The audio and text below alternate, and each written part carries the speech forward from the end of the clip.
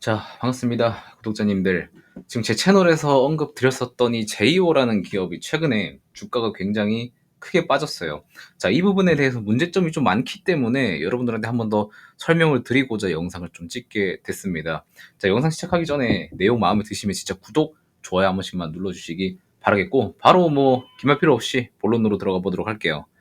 자, 제이오라는 이 기업이 기술력으로는 굉장히 좋아요. 2차 전지 중에서 음극재, 특히 실리콘 음극재에 들어가는 이 CNT 도전제 파우더를 생산하는 기업인데, 자, 제이오 기업의 이 기술력이 굉장히 좋습니다. 독단적으로 TWCNT라는 것도 만들어낼 정도로 기술력이 굉장히 좀 우수한 기업이고 플랜트 사업도 하고 있어서 캐시카우도 좀 적절하게 잘 들어와주고 있는 좀 건강한 기업인데, 요번에 주가가 이렇게 하락하게 된 배경은 이수그룹과의 트러블이 있었기 때문이죠. 뭐 기업을 인수한다고 해서 제휴한테는 좀 좋은 소식이긴 했었지만, 이게 자세히 뜯어 보게 되면은 이게 그렇게 썩 좋은 건 아니겠구나 라고 여러분들이 좀 생각이 드실 수 있을 거예요.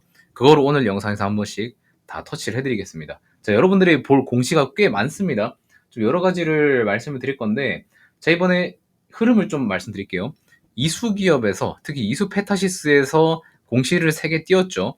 제이오그룹을 인수한다는 공시를 한번 띄웠었습니다. 11월 8일에. 자, 근데 그 전에 이수페타시스에서 11월 8일 오후 4시 55분에 신규 시설 투자를 하겠다면서 4천억 증설 공시를 때렸어요. 자, 이거는 회사 물건이 잘 팔려가지고 공장 증설하겠다는 의미라서 되게 좋은 호재죠, 호재. 근데 지금 시간 외에 종료 전에 제이오 기업을 인수하겠다고 공시를 때렸습니다. 뭐 이것도 오케이, 일단 오케이 였는데, 장마감하고 나서 오후 6시 44분에 유상증자 공시를 때려버립니다. 그것도 주주 배정으로 5,500억 원이나 때린다고 하면서 지금 주가가 이수페타시스가 엄청 나락을 갔어요. 자, 근데 왜 이거를 여러분들한테 말씀드리냐, 제이오 문제를 왜 이수페타시스에 대해서 얘기를 하느냐 라고 하실 수 있겠는데, 제이오도 문제가 커요. 왜냐면, 자, 보시면은 제가 하나씩 보여드릴게요. 자, 이제 공시를 좀 다 띄워놓고 말씀을 드릴 건데, 자, 보시면은 그 유상증자가 하나가 있고, 그리고 최대 주주를 변경 수반하는 주식 양수도 계약 체결이 있습니다. 자, 지금 최대 주주인 강득준님의 주식을 이수페타시스에서 주당 27,500원에 사왔어요. 총 575만 주인데, 이거를 이제 27,500원에 사왔습니다. 자, 그래서 총 받을 금액은 1,581억 원이죠. 강득준님께서 받을 거는. 자, 근데 이거 잘 기억하세요. 주당 27,500원에 가져왔어요.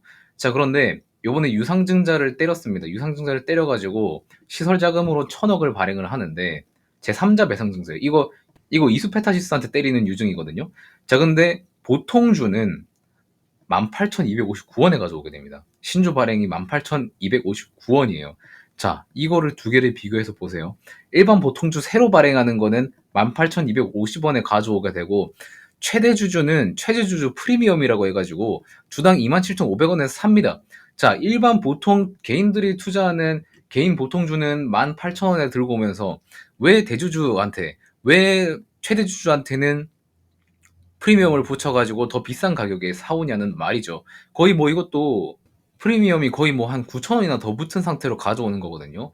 이런 것들을 봤을 때 이 상법 개정이 빨리 돼야 된다는 문제점도 이러한 부분에서 찾아볼 수 있는 거예요.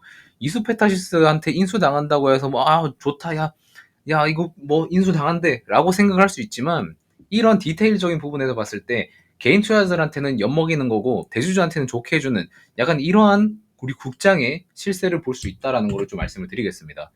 그래도 막상 막 제이오가 기술력이 없는 기업은 또 아니기 때문에 이러한 것도 또 있어요. 제이오 같은 경우에는 지금 보시면은 전환사채를 발행을 했는데, 이 시설자금 있죠, 시설자금으로 전환사채를 땡겨왔어요. 420억을 땡겨왔는데, 요게 표면이자 만기 이자율이 0%입니다. 그러니까 이자가 없는 거예요. 이자가 없는 거. 그러니까 여기 사모펀드에서는 전사채를 하는데 나중에 그냥 바로 주식으로 바꿔버리겠다라는 생각으로 이자율을 없앴다고 보시면 됩니다.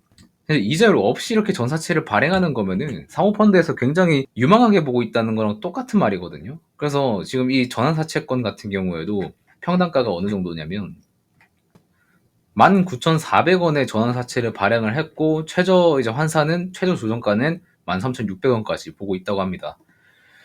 자, 그래서 기술력은 뛰어나고 뭐 미래도 어느 정도 보장이 되어 있는 기업이다 보니까, 사실 뭐 전환사채도 그렇고 대주주 막 다른 기업에서 인수하려는 것도 그렇고 굉장히 좋은 거지만 사실 까보면은 대주주한테만 약간 좋은 약간 요런 우리나라의 국장의 현실을 볼 수 있는 부분이었다라고 좀 보시면 될 것 같고요.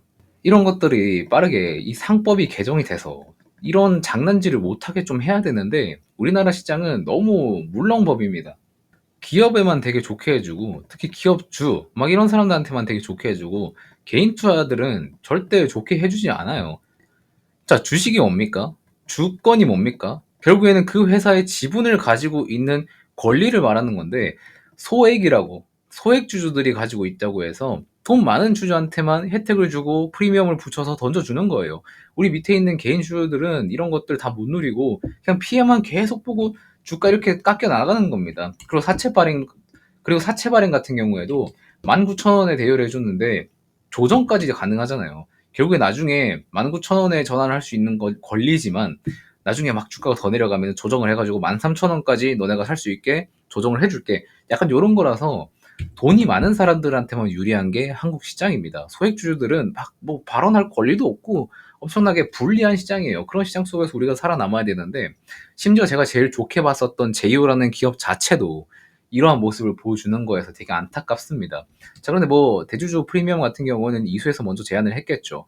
그리고 제이오 같은 경우에도 전환사채도 표면 이자율 같은 거 0%로 받아오면서 본인 회사가 굉장히 좋은 회사다라고 알리고 있지만서도 이 이수그룹의 인수권에 대해서 부각을 받으면서 제이오라는 기업에 대한 인식도 굉장히 좀 안 좋아지고 있는 모습이 조금 안타깝긴 합니다. 자, 그래도 매출이나 향후 이익성을 봤을 때 제이오라는 기업은 그렇게 뭐 메리트가 없는 기업은 아니에요. 향후 우상향할 수 있는 기업도 분명히 저는 개인적으로 맞다고 생각하지만 단기적으로 이러한 우리나라 상법에 대한 이슈들이 계속해서 나타나고 있는 시장 속에서 지금 단기적으로 제이오는 매수의 그런 매력이 없는 기업이지 않을까라고 좀 생각을 하고 있습니다.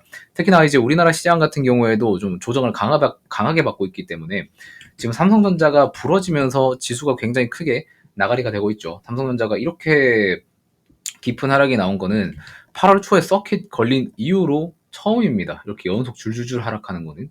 그래서 지금 우리나라 시장의 투심이 되게 안 좋은 상태고 그런 것들이 특히나 2차전지 쪽으로도 많이 여파가 오고 있다라는 거는 여러분들도 알고 계셔야겠다는 건 좀 말씀을 드리고 넘어가도록 할게요.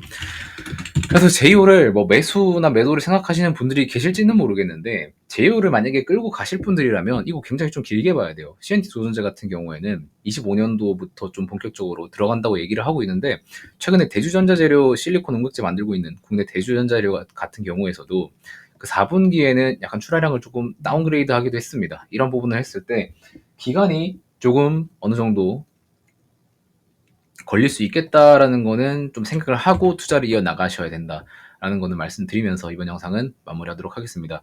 자, 우리나라에 이런 상법에 대한 약점을 가지고 되게 뭐 장난을 좀 많이 치는 기업이 꽤 있어요. 그리고 상법 개정이 이제 곧 시행이 돼야 된다라는 말이 세게 나오면서 그 상법의 편법을 이용한 그런 공신을 내는 기업들이 요즘에는 좀 근근히 나오고 있는 것 같습니다.